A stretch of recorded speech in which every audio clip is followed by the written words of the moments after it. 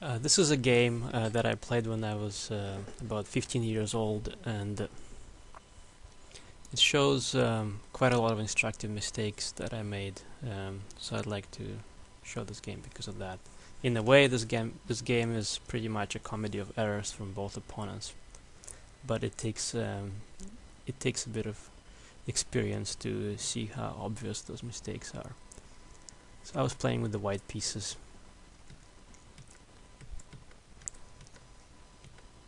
And I played this line in the Italian opening.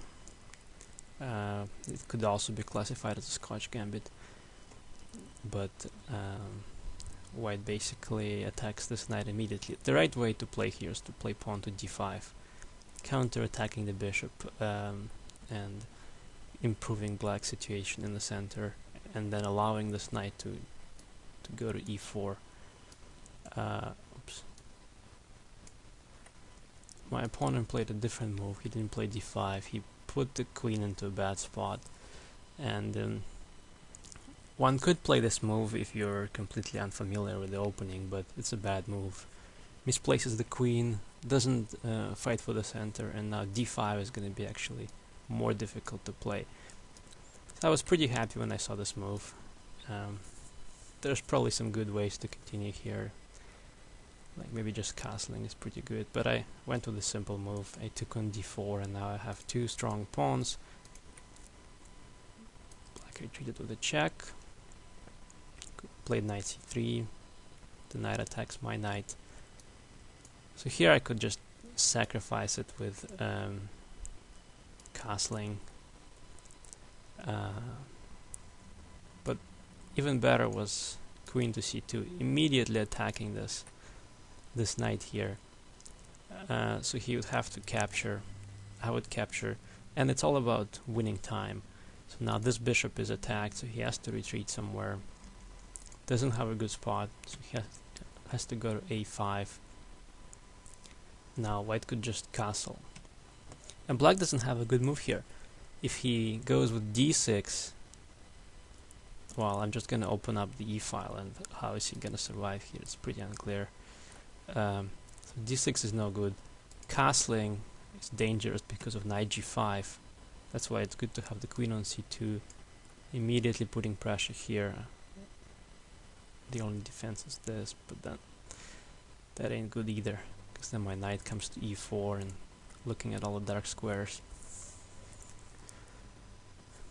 So he would have to go like h6, preventing knight g5, but then pawn to a4. And again, there's just no good way to save this situation. The queen is misplaced again, black doesn't have time to castle. It's just all falling apart, black's losing here. Very difficult position. So I didn't sense that moment, and I didn't realize that I have to strike it when it's hot. And I just played a quiet move, bishop to d2, and now black gets to kind of trade off his knight that doesn't have a good spot and not lose too much time in the process. So he takes, and this position is reasonably normal for black. But here again, black begins to do some funny things. Like, he has one minor piece that's not developed. Well, why not just get it out to g4, right? But he wants to play on this file somehow, on this pressure on this file, so he went rook to d8. That may be not such a bad idea, but the other rook should be on d8. And this rook was well placed on the f8 guarding f7, so it's better just to play bishop g4. But anyway, he played rook d8. Well, now I come out of the pin, and also putting pressure on f7. So here he should have sensed that something's not right and do something about that pin, that pressure. Instead, he made a very passive move while he's worried about his own queen. So he played queen to f8, and now white just plays knight to g5, and black has no good way of guarding this. That's just not a good position. So he captured, and that was his hope for defending f7. But here even though I wasn't playing very well in this game, I found the combination. It's pretty simple. I just took on d5 and I play queen to e4. It's a threat of mate, and on h7, and the rook is also hanging. So he had to bail with bishop f5, and now I just have an extra exchange and an extra pawn. Completely winning position. So it should be easy from here, but no, I made it really difficult for myself.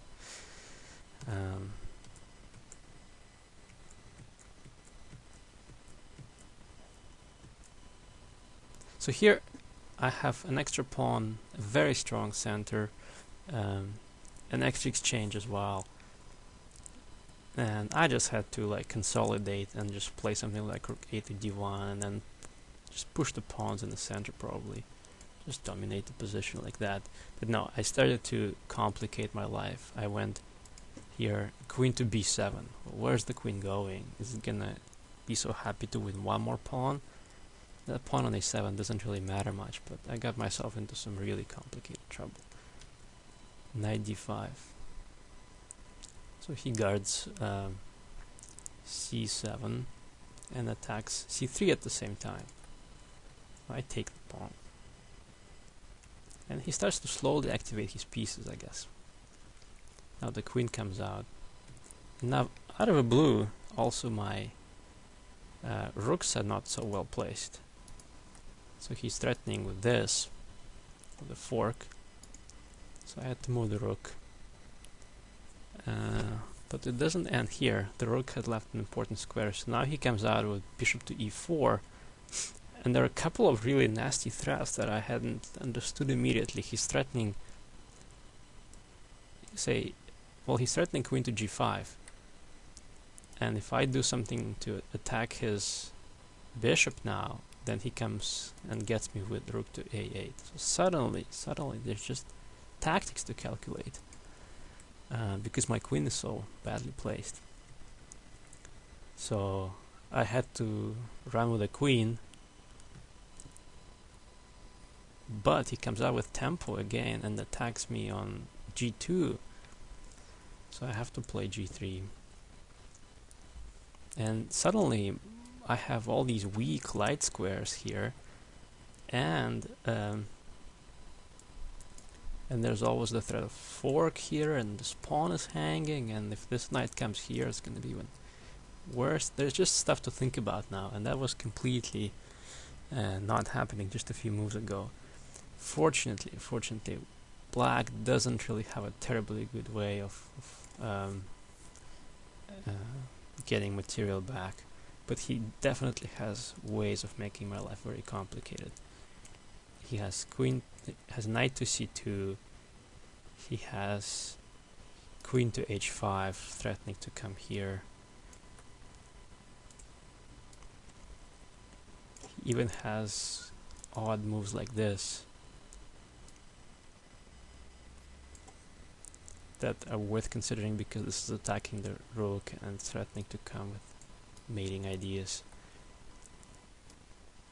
So fortunately my opponent was short on time and he didn't create the biggest problems for me, so he played queen to g4. I have to defend against queen to f3. This is the threat. So I played this, even though I could have even taken on b4.